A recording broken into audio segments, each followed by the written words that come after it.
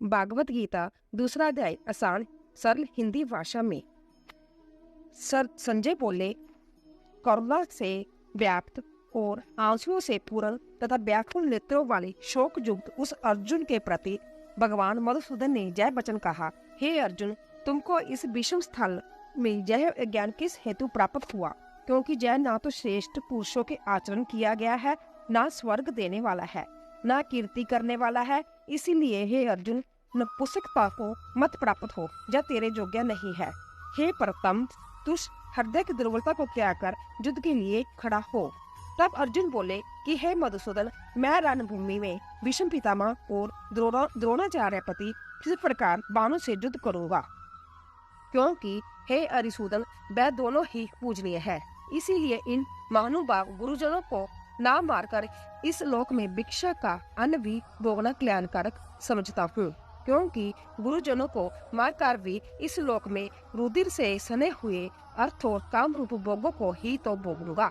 और हम लोग यह भी नहीं जानते कि हमारे लिए क्या करना श्रेष्ठ है, अथवा यह भी नहीं जानते कि हम जीतेंगे या हमको वह जीतेंगे। और जिनको मारकर हम जीना भी नहीं चाहते, वह ही धृतराष्ट्र के पुत्र हमारे सामने खड़े हैं। इसीलिए कायरता रूप दोष करके उपहत हुए स्वभाव वाला और धर्म के विषय में मोहित चित्त हुआ मैं आपसे पूछता हूँ, जो कुछ निश्चय किया हुआ कल्याणकारक साधन हो वह मेरे लिए कहिए, क्योंकि मैं आपका शिष्य हूँ। इसीलिए आपके शरण हुए मेरे को शिक्षा दीजिए, क्योंकि भूमि में निष्कंटक धन धान्य संपन्न राज्य को और देवताओं को स्वामी पने को प्राप्त होकर भी मैं उस उपाय को नहीं देखता हूँ जो कि मेरी इंद्रियों के सुखाने वाला शोक को दूर कर सके। संजय बोले, हे राजन, निद्रा को जीतने वाले अर्जुन अंतर्जामी श्री कृष्ण महाराज के प्रति इस प्रकार कहकर फिर श्री गोविंद भगवान से युद्ध नहीं करूंगा ऐसे स्पष्ट कहकर चुप हो गए। उसके उपरांत श्री वर्तमान श्री धृतराष्ट्र अंतर्जामी श्री कृष्ण महाराज ने दोनों सेनाओं के बीच में उस शोक युक्त अर्जुन को हंसते हुए जय वचन कहे। हे अर्जुन, तू न शोक करने योग्य के लिए शोक करता है और पंडित से वचनों कहता है, परंतु पंडित जन जिनके प्राण चले गए हैं उनके लिए और जिनके प्राण नहीं गए हैं उनके लिए भी शोक नहीं करते हैं, क्योंकि आत्मा नित्य है। इसलिए शोक करना अयुक्त है। वास्तव में ना तो ऐसा ही है कि मैं किसी काल में नहीं था, अथवा तू नहीं था, अथवा जय राजलोग नहीं थे, और ना ही ऐसा ही है कि इसमें आगे हम सब नहीं रहेंगे। किंतु जैसे जीव आत्मा की इस देह में कुमार, युवा, वृद्धावस्था होती है, वैसे ही अन्य शरीर के प्राप्ति होती है। उस विषय में धीर पुरुष नहीं मोहित होता है। अर्थात जैसे कुमार, युवा और स्थिर शरीर का विकार अज्ञान से आत्मा में बासता है, वैसे ही एक शरीर से दूसरे शरीर को प्राप्त होना रूप सूक्ष्म शरीर का विकार भी अज्ञान से ही आत्मा बासता है। इसीलिए तत्व को जानने वाला धीर पुरुष इस विषय में नहीं मोहित होता है। हे कुंती पुत्र, सर्दी गर्मी और सुख दुख को देने वाले इंद्रियों और विषयों के संजोग तो क्षणभंगुर और अनित्य है। इसीलिए हे भारतवंशी अर्जुन, उनको तू सहन कर, क्योंकि हे पुरुष श्रेष्ठ, दुख सुख को समान समझने वाले जिस धीर पुरुष को जय इंद्रियों के विषय व्याकुल नहीं कर सकते, वह मोक्ष के लिए योग्य होता है। और हे अर्जुन, असत वस्तु का तो अस्तित्व नहीं है और सत का अभाव नहीं है। वो इस प्रकार इन दोनों का ही तत्व ज्ञानी पुरुषों द्वारा देखा गया है। इस न्याय के अनुसार नाश रहित तो उसको जान की जिससे जैसंपूर्ण जगत व्यापक है, क्योंकि इस अविनाशी का विनाश करने को कोई भी समर्थ नहीं है। और इस नाश रहित अप्रेमेय नित्य स्वरूप जीव आत्मा यह सब शरीर नाशवान कहे गए हैं। इसीलिए हे भारतवंशी अर्जुन, तू युद्ध कर। जो इस आत्मा को मारने वाला समझता है तथा जो इसको मरा मानता है, वह दोनों ही नहीं जानते हैं, क्योंकि यह आत्मा ना मारता है और ना मारा जाता है। यह आत्मा किसी काल में भी ना जन्मता है और ना मरता है, अथवा ना यह आत्मा हो करके फिर होने वाला है, क्योंकि यह अजन्मा, नित्य और पुरातन है। शरीर के नाश होने पर भी यह नाश नहीं होता है। हे पृथा पुत्र अर्जुन, जो पुरुष इस आत्मा को नाश रहित, नित्य, अजन्मा जानता है, वह पुरुष कैसे किसको मरवाता है, कैसे किसको मारता है। और यदि तू कहे कि मैं तो शरीर के बीजों का शोक करता हूँ, तो यह भी उचित नहीं है, क्योंकि जैसे मनुष्य पुराने वस्त्रों को त्याग कर दूसरे नए वस्त्रों को ग्रहण करता है, वैसे ही जीव आत्मा पुराने शरीर को त्याग कर दूसरे नए शरीर को प्राप्त होती है। हे अर्जुन, इस आत्मा को शस्त्रादि नहीं काट सकते और इसको आग नहीं जला सकती और इसको जल गीला नहीं कर सकते और बाजू नहीं सुखा सकती तथा जय आत्मा निसदेह, नित्य, सर्वव्यापक, अचल, स्थिर रहने वाला और सनातन है। जय आत्मा अव्यक्त अर्थात इंद्रियों का अविषय और जय आत्मा अचिंत्य अर्थात मन का अविषय और जय आत्मा विकार रहित अर्थात न बदलने वाला कहा गया है। इससे हे अर्जुन, इस आत्मा को ऐसा जानकर तू शोक करने योग्य नहीं है अर्थात तुझे शोक करना उचित नहीं है। यदि तू इसको सदा जन्म में और सदा मरने वाले माने तो भी है, हे अर्जुन, इस प्रकार शोक करने योग्य नहीं है, क्योंकि ऐसा होने से तो जन्म वाले की निश्चित मृत्यु और मरने वाले की निश्चित जन्म होना सिद्ध हुआ, जिससे तू भी इस बिना उपाय वाले विषय के शोक करने को योग्य नहीं है। इसमें शरीर के लिए भी शोक करना उचित नहीं है, क्योंकि हे अर्जुन, संपूर्ण प्राणी जन्म से पहले बिना शरीर वाले और मरने के बाद भी बिना शरीर वाले ही है, केवल बीच में ही शरीर वाले प्रतीत होते हैं। फिर उस विषय में क्या चिंता है? हे अर्जुन, जय आत्म तत्व बड़ा गहन है, इसलिए कोई महापुरुष ही इस आत्मा को आचार्य की जो देखता है और वैसे ही दूसरा कोई महापुरुष ही आचार्य की जो इसके तत्व को कहता है और दूसरा कोई ही इस आत्मा को आचार्य की जो सुनता है और कोई सुनकर भी इस आत्मा को नहीं जानता। हे अर्जुन, जय आत्मा सबके शरीर में सदा ही विद्यमान है, इसलिए संपूर्ण भूत प्राणियों के लिए तू शोक करने योग्य नहीं है और अपने धर्म को देख कर भी तू व्यय करने योग्य नहीं है, क्योंकि धर्म युक्त युद्ध से बढ़कर दूसरा कोई कल्याणकारक कर्तव्य क्षत्रिय के लिए नहीं है। हे पार्थ, अपने आप प्राप्त हुए और खुले हुए स्वर्ग के द्वारों इस प्रकार के युद्ध को भाग्यवान क्षत्रिय लोग ही पाते हैं, और यदि तू इस धर्म युक्त संग्राम को नहीं करेगा तो सब धर्म को और कीर्ति को खोकर पाप को प्राप्त होगा और सब लोग तेरी बहुत काल तक रहने वाली अपकीर्ति को भी कथन करेंगे और वह अपकीर्ति माननीय पुरुष के लिए मरण से भी अधिक बुरी होती है। और जिनके तू बहुत माननीय होकर भी अब तुच्छता को प्राप्त होगा, वह मारुति लोग तुझे व्यय के कारण युद्ध से उपराम हुआ मानेंगे और तेरी बैरी लोग तेरे समर्थक की निंदा करते हुए बहुत सी ना कहने योग्य वचनों को कहेंगे। फिर उससे अधिक दुख क्या होगा? इससे युद्ध करना तेरे लिए सब प्रकार अच्छा है, क्योंकि या तो मरकर स्वर्ग को प्राप्त होगा अथवा जीत कर पृथ्वी को भोगेगा। इससे हे अर्जुन, युद्ध के लिए निश्चय वाला होकर खड़ा हो। यदि तुझे स्वर्ग तथा राज्य की इच्छा ना हो तो भी सुख दुख, लाभ हानि और जय पराजय को समान समझकर उसके उपरांत युद्ध के लिए तैयार हो। इस प्रकार युद्ध करने से तू पाप को प्राप्त नहीं होगा। हे पार्थ, जय बुद्धि तेरे लिए ज्ञान योग के विषय से कही गई और इसी को अब निष्काम कर्म योग के विषय में सुन। जिस बुद्धि युक्त वह तू कर्मों को बंधन को अच्छी तरह से नाश करेगा, इस निष्काम कर्म योग में आरंभ का अर्थात बीज नाश नहीं है और उल्टा फलस्वरूप दोष भी नहीं होता है।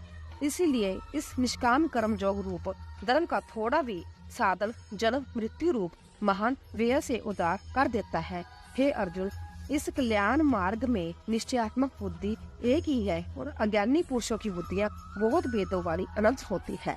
हे अर्जुन, जो सकामी पुरुष केवल फलश्रुति में प्रीति रखने वाले, स्वर्ग की परम श्रेष्ठ मानने वाले, इससे बढ़कर और कुछ नहीं है, ऐसा कहने वाले है, वह अविवेकी जन जन्म रूप कर्म फल को देने वाले और भोग तथा ऐश्वर्य की प्राप्ति के लिए बहुत सी क्रियाओं के विस्तार वाले इस प्रकार जिस दिखाऊं शोभायुक्त वाणी कहते हैं, उस वाणी द्वारा हरे हुए चित्त वाले तथा भोग और ऐश्वर्य में आसक्ति वाले उन पुरुषों के अंत में करण में निश्चयात्मक बुद्धि नहीं होती।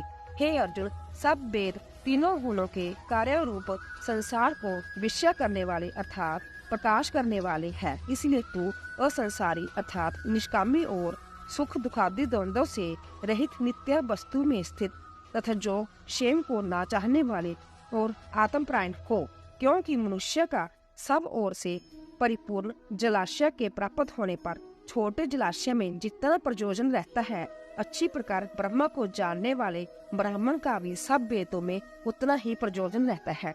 अर्थात जैसे बड़े जलाशय के प्राप्त हो जाने पर जल के लिए छोटे जलाशय की आवश्यकता नहीं रहती, वैसे ही ब्रह्मानंद की प्राप्ति होने पर आनंद के लिए वेदों की आवश्यकता नहीं रहती।